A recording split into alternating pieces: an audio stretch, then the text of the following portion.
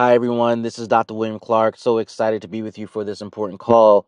We're going to be going over funding and pricing strategies for your business. This is a Q&A session that we're having for this particular call. And I'm super excited to have this conversation because those of you who are on this call, you all are business owners, small business owners who are growing your business. You're looking to continue to provide for your families and also provide for your customers. And you've sent in these questions for conversation, for exploration. And I'm excited that you're here for this call and this conversation. I'm looking forward to exploring these topics with you and walking you through some of my experiences, as well as walking you through research that I've done, advisement that we've given our clients, things that we have done and seen that are successful that can help your business grow. Now, before we start through going through these questions, I want to tell you just a little bit about me. So I'm the CEO of Eli Patrick and Co. It's a company that I founded in 2016, and we are nonprofit strategists. So we advise our clients in the areas of strategic planning, fundraising planning, grant writing, as well as leadership development. Our focus and our goal is to help nonprofits become more sustainable so that they can be around for a very long time to help their customers who need them the most. We've been in this business since 2016. My career has been connected to the nonprofit industry and connected to public service. And so this is a part of my career trajectory. But I've also operated other businesses throughout my career as well that have not been connected to the nonprofit industry. So I've been fortunate to have a number of experiences that has informed the information I'm going to share with you today, but also has had an impact on my ability to work with and advise other businesses along the way.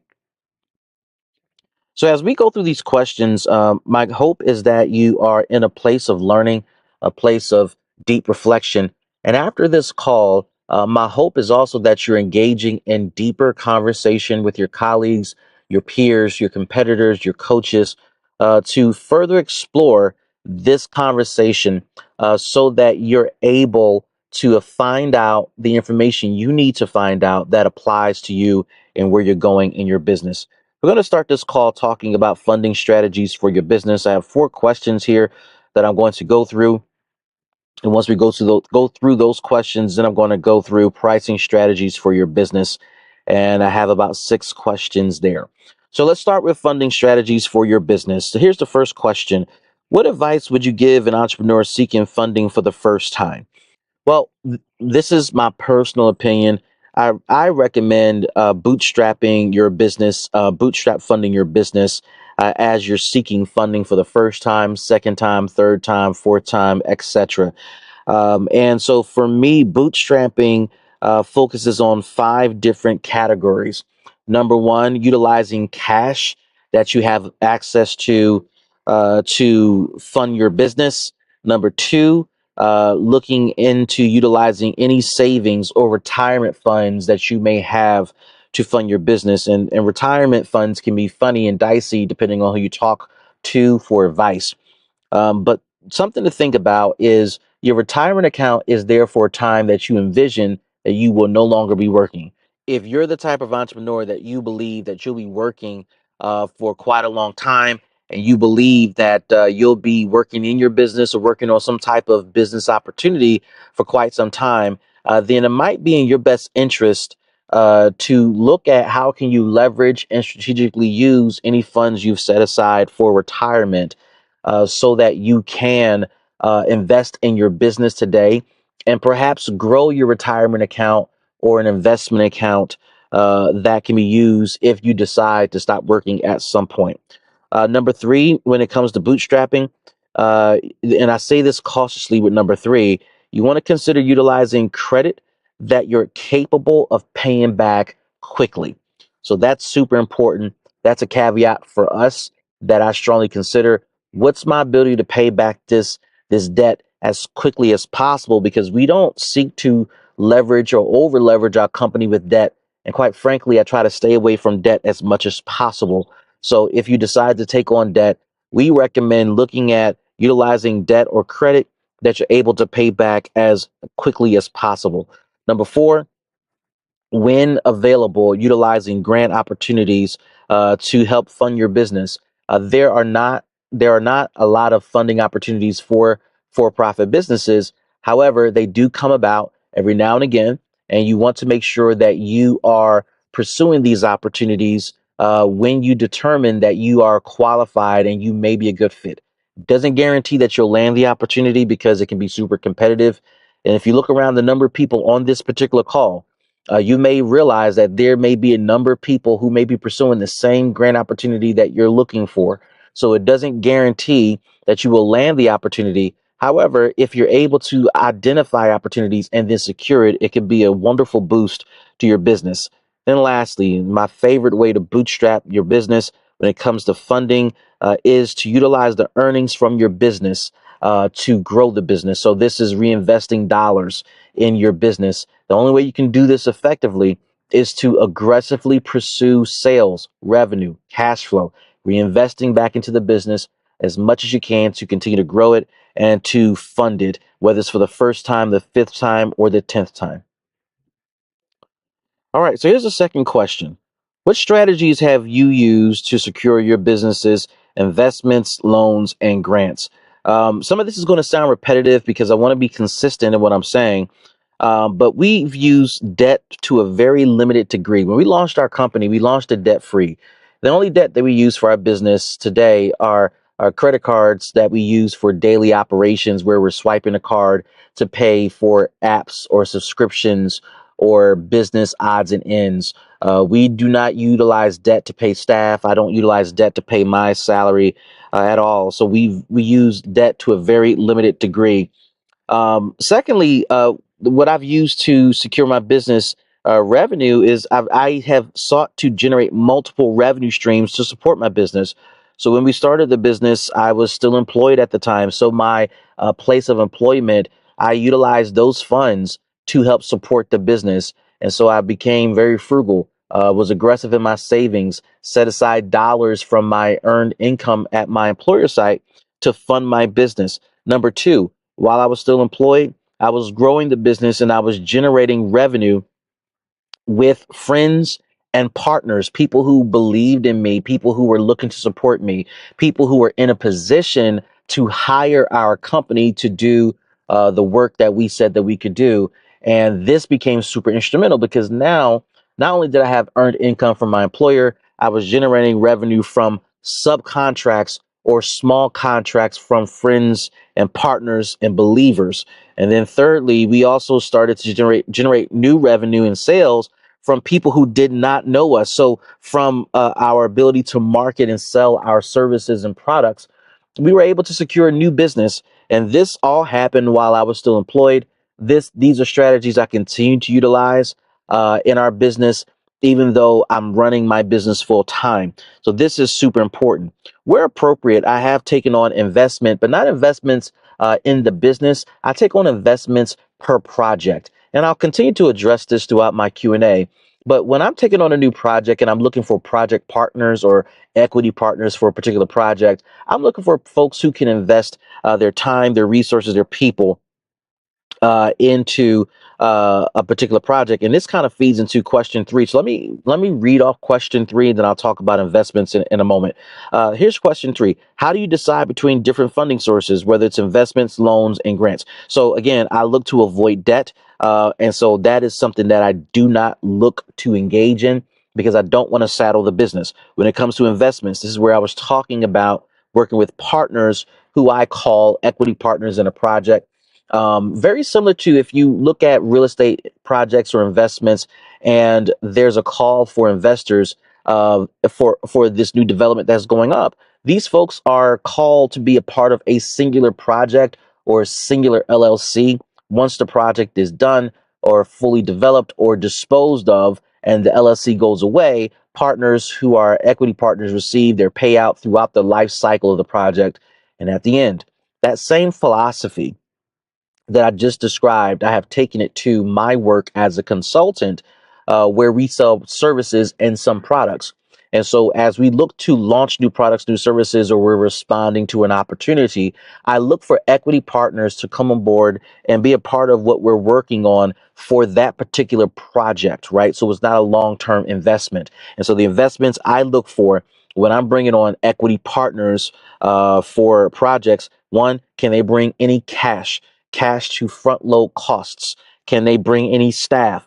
Can they bring resources like apps, subscriptions, tools, proprietary information, or systems that can help solve problems faster, quicker, more efficiently? Can they bring information to the table? Do they know things I don't know? Do they know things that can certainly empower the customer? And then lastly, and perhaps more importantly, can they bring relationships to the table? These investments are critical. And perhaps for those of you that are seeking long-term investments into your business and maybe not into a project, you might want to consider these categories for opportunities when you are exploring who to work with and why. When it comes to grants, I do want to reiterate this particular point. Number one, grants are primarily available for nonprofits. So this is something to think about as you explore grants.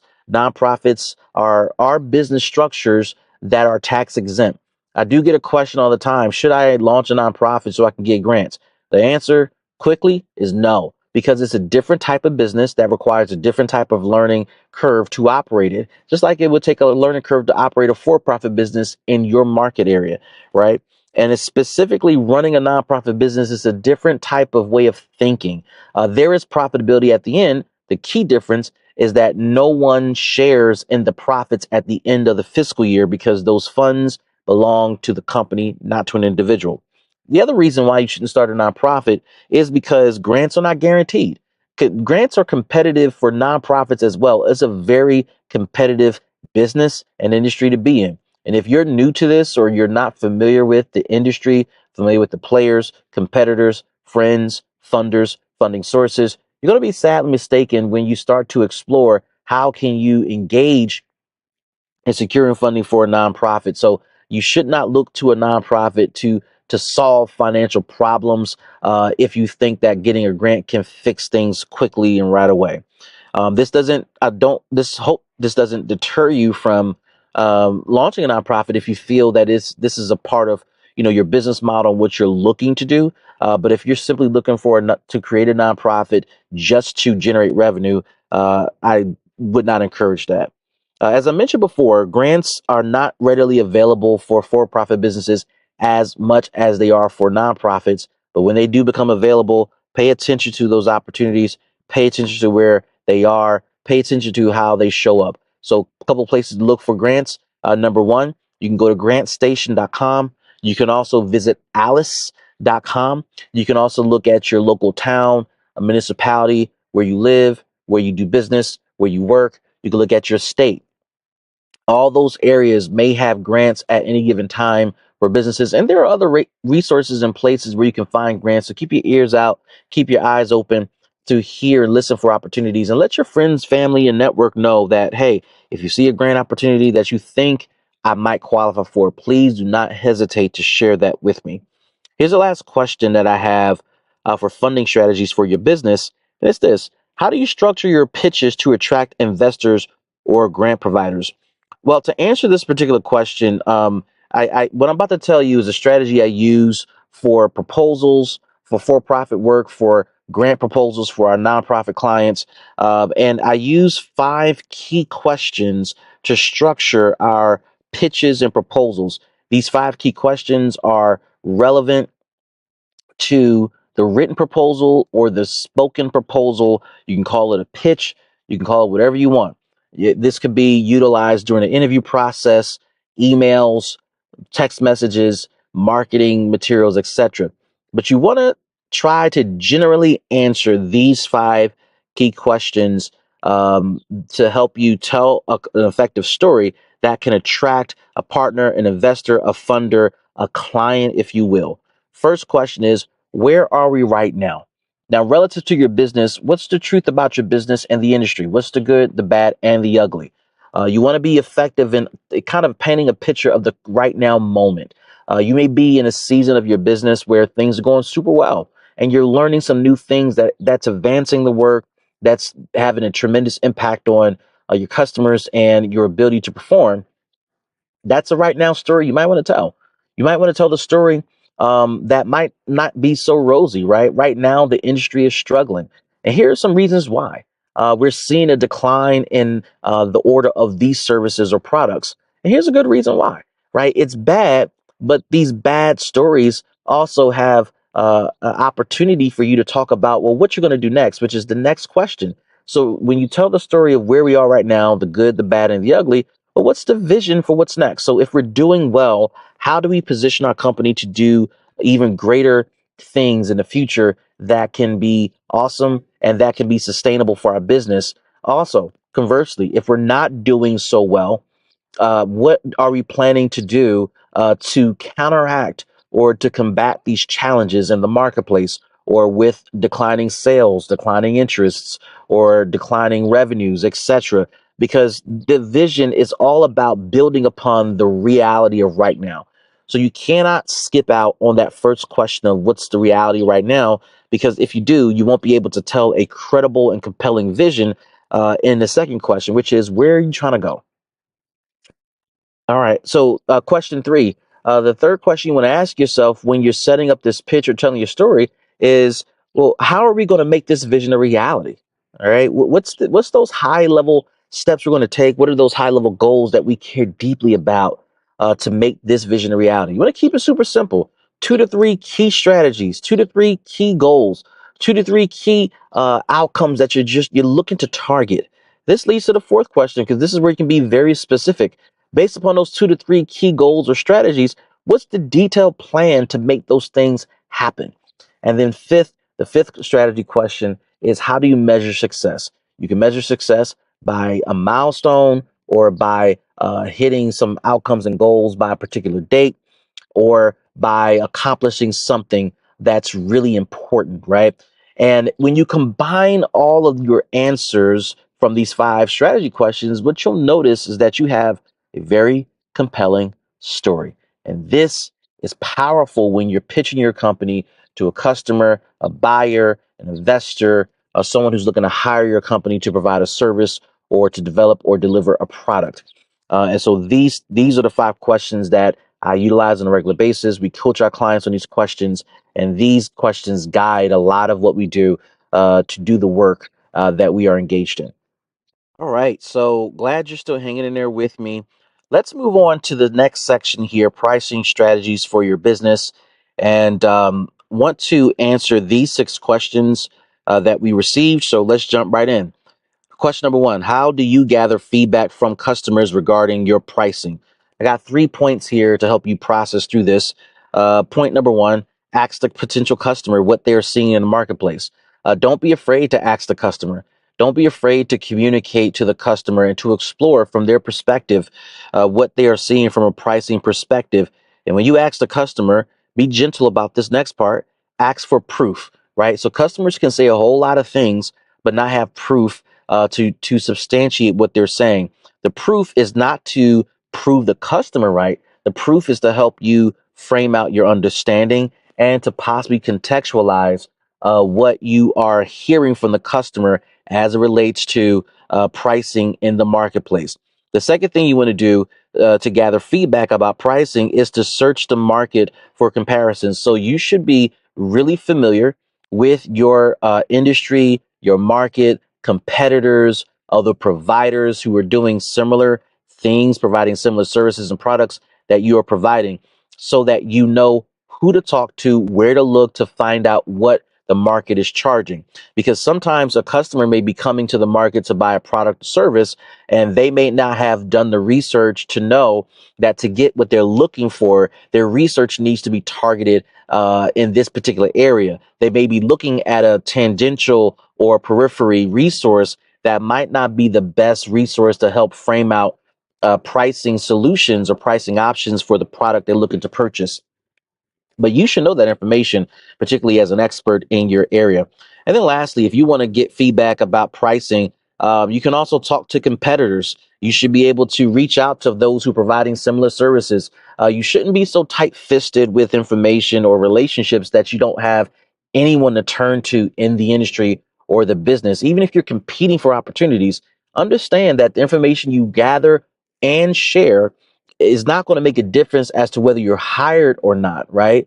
A customer is going to hire you because of you, because of your team, your resources, your capacity, your track record, customer reviews, etc. So depend upon your skill set. Don't rely upon competitive fear and let competitive fear stop you from talking to competitors. Here's a second question about pricing strategies.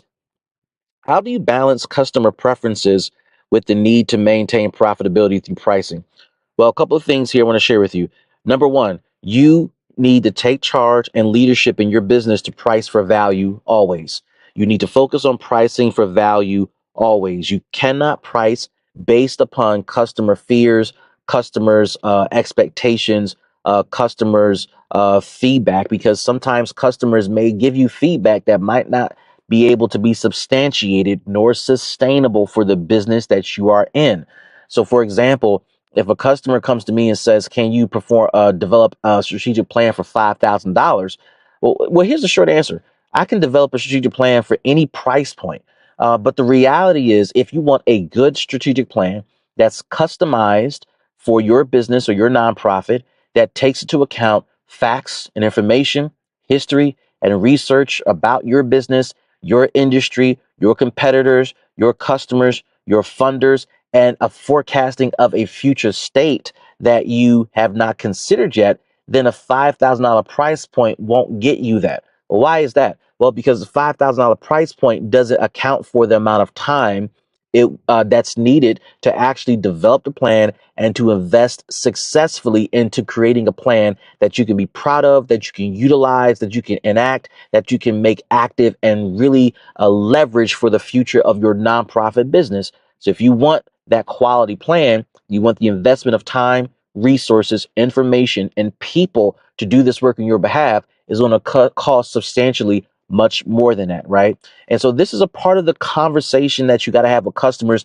And what I found to be super successful is that when I'm talking to customers and substantiating the value that we are bringing and why, customers tend to adjust with us. There was one particular time, and I'm gonna go through the rest of these answers I have for you around balancing customer preferences. There was one particular project we were working with a customer, and we were very early in a relationship, and they had another project that they wanted to give us, and they ran down all the needs that they had, the entire scope, and they said, "Well, can you do all this for $5,000?" My reaction was that probably won't work out because this is at minimum a 52-week project. You're going to need the following services and resources and people. And if you're looking at this as a 52-week project or a 1 year project, then the price point is going to come in roughly way over $5,000. And the price point was well into the six figures. And the customer froze because they did not know what to put out there as a price point for this particular project, and they just thought that, well, maybe $5,000 would do it just to coordinate a few things. Well, when I went through the details of their scope of work and their needs, I wasn't being asked to coordinate a few things. I was asked to manage a project, manage stakeholders, manage resources, information, and bring it all together and land the plane successfully by September 2024. After the sticker shock, the customer said, "All right, let's go back to the drawing table and let's figure out where we can possibly get these funds from." And I got to tell you, they found the funds to pay our company for our services. It's a wonderful relationship with the customer, one of my favorite customers, and it's working out just well. And the truth is, what we projected as the amount of investment and time for this project was fairly accurate.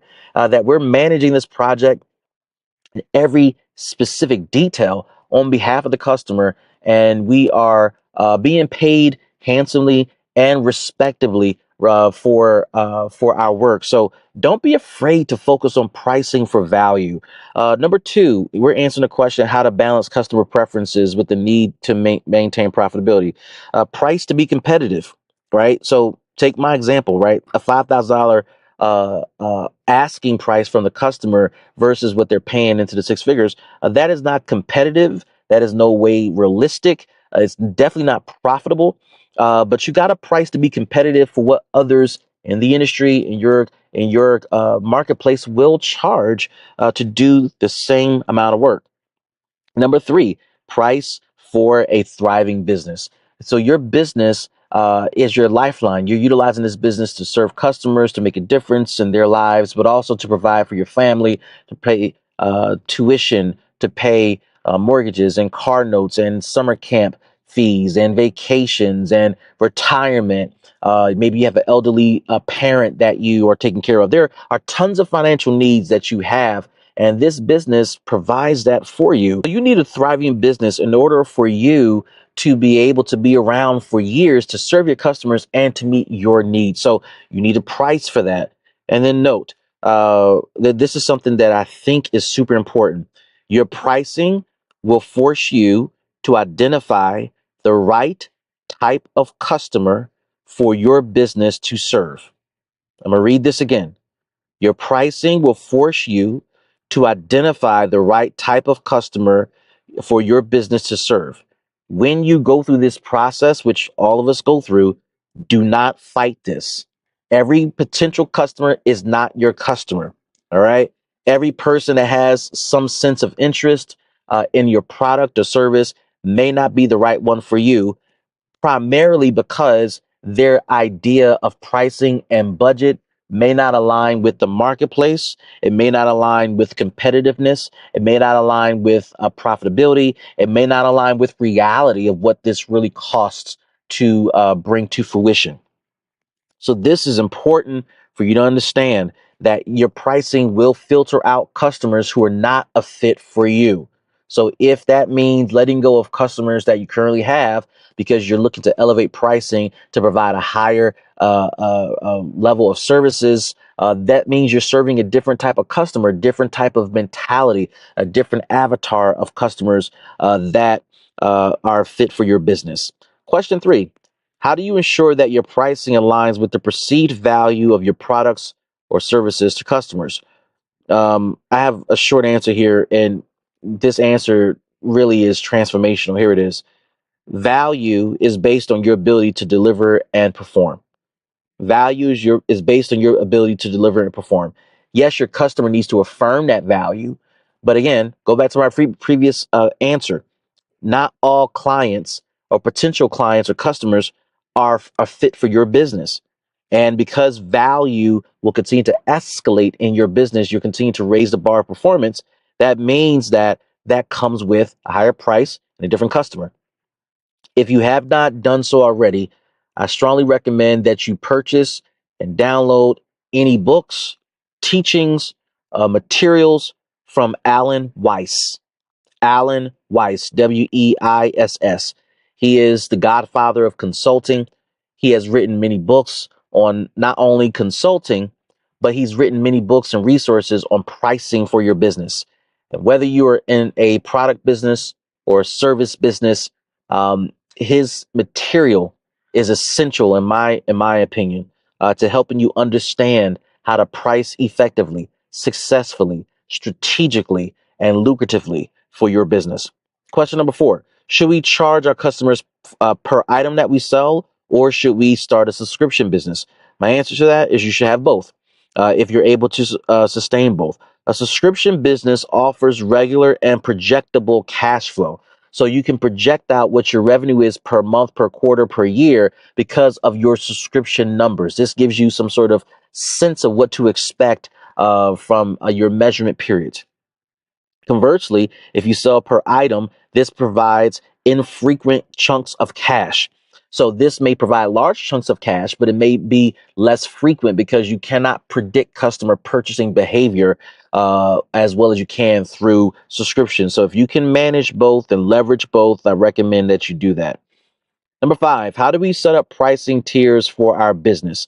Well, my rule of thumb is to keep it super simple. The more options you provide a customer, the more paralyzed they become with the decision making process. So you want to keep the decision making process super simple for your customers. I recommend having two, no more than three levels of pricing tiers for your customer to choose from so that they can have clear delineation between this or that or that. right? And you also, as you're developing your pricing tiers, develop your most beneficial product line for your customer at the highest level. Everything you're willing to offer, throw at them, make that the highest tier. And then after you do that analysis and assessment of that product, then take off a few items to develop your lesser tier items. So start with the high and work back. And it should be easy if you do this with 2 tiers, and if 3 tiers, again, just take off items along the way. So that would be super helpful. Someone to look at to help you understand how to stack value, how to communicate value, pricing tiers, pricing to generate the sale. Russell Brunson, anything he's written, you should buy.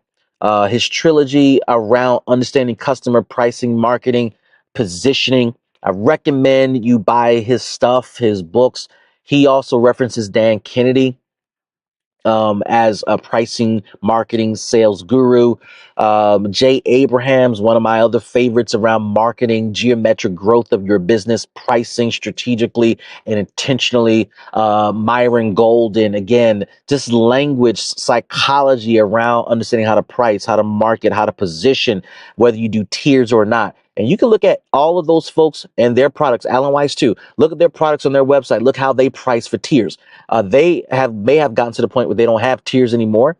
If they do have tiers, look at the differences. Look how simple it is. Choose one based upon your ability to afford it. Keep it simple. And they're not trying to convince you to buy their highest ticket item, because if you have to struggle to determine if I can afford this, you're not their main customer. So if you're only can afford a lower tier product, which is likely going to be a downloadable product, that's on demand product, a self managed product, an evergreen product, they are serving you as best as they can, but they're not giving all of you or the best, all of themselves or the best version of themselves to a lower tier customer. So they're focusing on the high end customers.